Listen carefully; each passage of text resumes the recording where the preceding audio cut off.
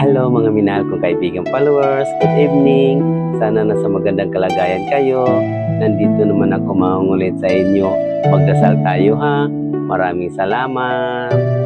Sa ngalan sa Ama at sa Anak at sa Espiritu Santo. Amen.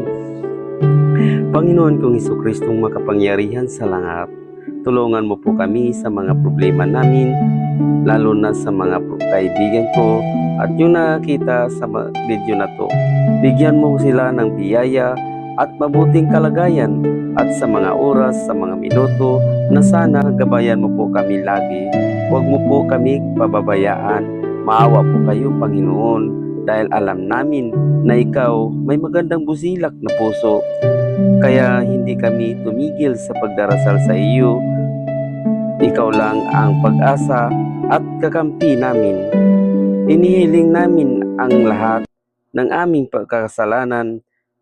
Sana mapatawad mo po kami dahil ikaw lang ang may kakayahing magpapatawad sa amin. Amen. Sa ngalan sa Ama at sa Anak at sa Espiritu Santo. Amen. Bye-bye mga minahal kong kaibigan followers. Good night. Salamat.